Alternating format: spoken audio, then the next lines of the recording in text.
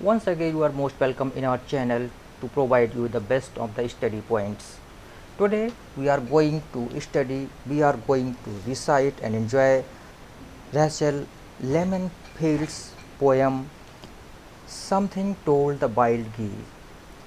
अब समथिंग इसके बारे में पता करना ज़रूरी है पहले, देन वाइल्ड गीस.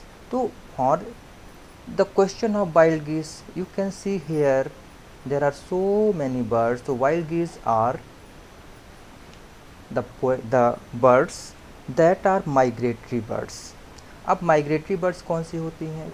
माइग्रेटरी बर्ड्स वो बर्ड्स होती हैं जो मौसम के साथ अपने देश को, अपने रहने की जगह को बदल देती हैं, क्योंकि वो वहाँ के मौसम को बर्दाश्त नहीं कर सकते. They are unable to cope with the weather and climate there. So first of all, let us go through this image. In this image you can see that this is the blue sky, that is the sunny day, and this golden, orange, red, green, yellow colors they make you full of happiness कि बहुत अच्छा मौसम है, बहुत ही अच्छी जगह है, यहाँ पर ग्रीनरी भी है, ट्रीज भी हैं, प्लांट्स भी हैं, सब कुछ है. बट इसके बावजूद आप देख रहे हैं, you can see here that कि बहुत सारी बर्ड्स जो ये फ्लाई करके जा रही हैं. Some birds are sitting there in the pool, पानी में बैठे हुए हैं. तो जो पिक्चर है, ये पिक्चर हमको ये बता रही है कि बहुत ही अच्छा मौसम है, बहुत अच्छे दिन बीत रहे हैं, यहाँ पर किसी तरह की कोई कमी नहीं है, कोई प्रॉब्लम नहीं है. लेकिन उसके बाद भी कुछ बर्ड्स यहाँ से जा रही हैं. तो वो क्यों जा रही हैं, आखिर ऐसा क्या है जो है वो उनको अंदर से बताया है किसी पावर ने. तो we are going to discuss about that power and the thinking of the birds. ठीक इसी तरीके से जो हमारी अपनी लाइफ है, उस लाइफ में भी अच्छे दिन हमेशा नहीं रहते हैं, और नेचर हमको हमेशा वार्न करती है कि अब आपके बुरे दिन आने वाले हैं, बुरा समय आने वाला है, और इसलिए क्या करो, अपने आप को संभाल लो और आगे की तैयारियां कर लो. तो नेचर ने हमको एक सिक्स सेंस प्रोवाइड किए है जो कि मेन में मनुष्यों के लिए कम है, लेकिन जो बर्ड्स हैं, जो एनिमल्स हैं, क्रीचर्स हैं, उनमें ये सेंस बहुत ही ज़्यादा स्ट्रॉन्ग होता है, जिसकी वजह से वो अपने आप को दूसरी चीज़ों से, जैसे नेचर के डिजास्टर से और तमाम तरह के एक्सीडेंट से वो अपने आप को बचा लेते हैं. Let us start the poem once again, ये जानते हुए कि nature has provided the birds, the animals, the creatures with a power that tells them about the coming dangerous hazards. So let us sing the headline. Something told the wild geese, something told the wild geese. ये word जो गी है, इसको हम गीस बोलेंगे, गी भी नहीं कहेंगे, गीज भी नहीं कहेंगे, wild geese, wild geese, wild geese. Okay, तो wild geese are the birds. Something nature की दी हुई वो पावर है, वो हिडन पावर है, वो सिक्स सेंस है जो बर्ड्स को, एनिमल्स को, क्रीचर्स को ये बता देता है कि नियर भविष्य में, नियर फ्यूचर में, निकट भविष्य में क्या होने वाला है, जिससे उनको अपने आप को प्रोटेक्ट करना है, सेव करना है, बचाना है. Okay, something told the wild geese, it was time to go. Something told the wild geese, किसी ताकत ने, समथिंग उसने बताया the wild geese, it was time to go, कि अब जाने का समय आ गया है. हे वाइल्ड गीज, वाइल्ड मीन्स होता है अनकंट्रोल्ड, अनटेम्ड. वैसे वाइल्ड का मतलब जंगली होता है, लेकिन जंगली का मतलब भी जो रियल मीनिंग है वो ये है कि जिस पे किसी का कंट्रोल नहीं है, जो अपनी इच्छा से, सेल्फ डिजायर से, सेल्फ विश से जैसा चाहें वैसा करते हैं.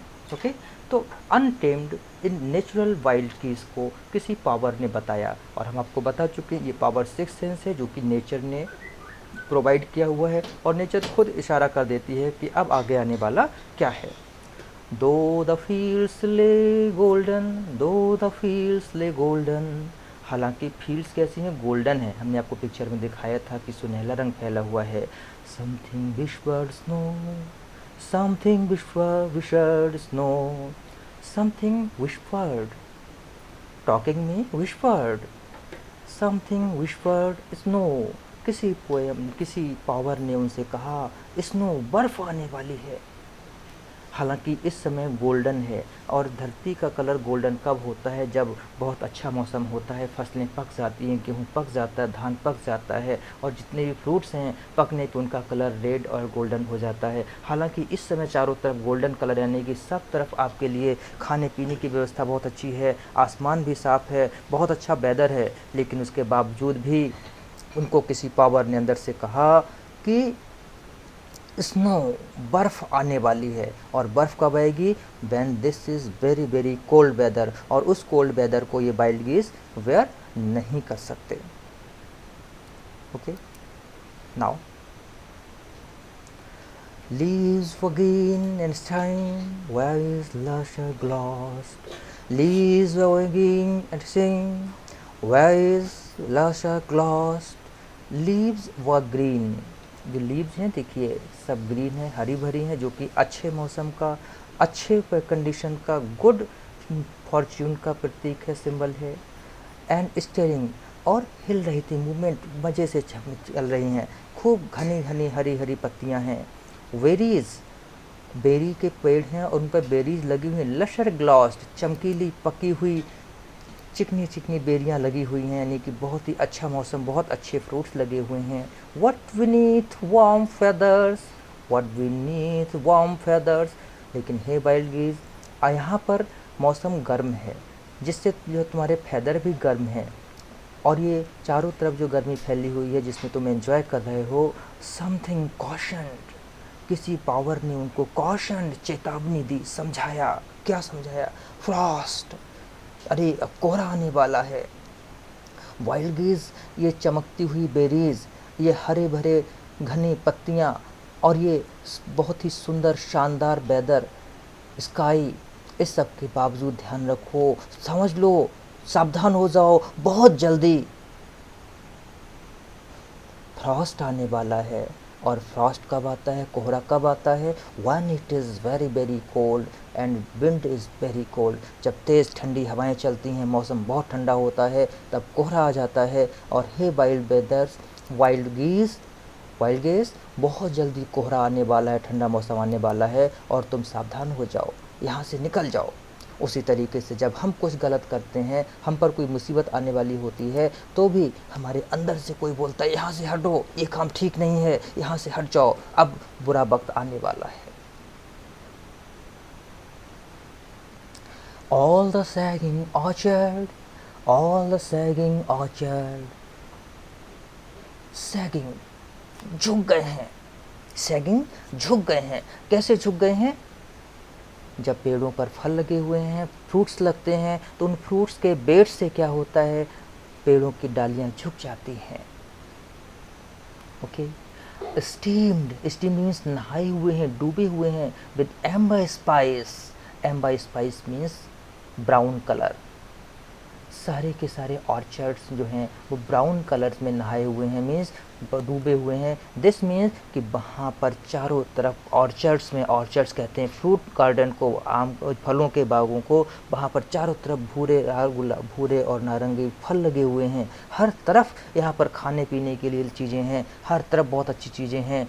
और जो सैगिंग ऑर्चर्ड, फलों से लदे हुए जो बगीचे हैं, उन पेड़ों की टहनियाँ हैं, steam with amber spice, amber spice brown colour से बिल्कुल डूबे, मीन्स फ्रूट्स पक गए हैं। What is wild breast defend? What is wild breast is defend?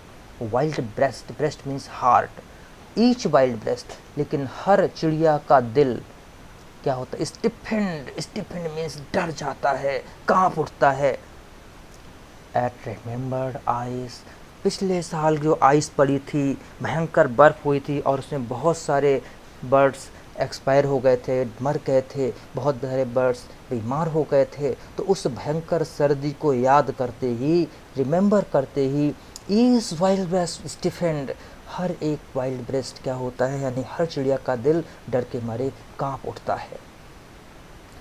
Something told the wild geese, something told the wild geese, उस something hidden natural power ने इन wild गीज को बताया। क्या बताया है? It was time to fly. अब ये समय आ गया है वाइल्ड गीस की यहाँ से उड़ जाओ। क्यों उड़ जाओ? क्योंकि मौसम ठंडा आने वाला है, बर्फ़ पड़ने वाली है, कोहरा आने वाला है, ठंडी हवाएं चलने वाली हैं। तो ऐसे मौसम में अपनी जान बचाकर यहाँ से निकल लो, भाग जाओ यहाँ से। Summer sun was on their wings. Summer sun, गर्मी, गर्मी का सूरज was on their wings means अब ये गर्मी का मौसम on their wings मीन्स ख़त्म होने वाला है। दूसरी भी चीज़ इसमें क्या है इम्पोर्टेंट कि summer sun was on their wings, हालांकि अभी उनके पंखों पर समर सन, गर्मी के सूरज की जो किरणें हैं, जो हीट है, जो समर है, जो वार्मथ है, वो उनको अपने पंखों पर महसूस हो रही है। वो बड़े अच्छे से खुश होकर समर सन, गर्मी के सूरज के धूप को एंजॉय कर रहे हैं।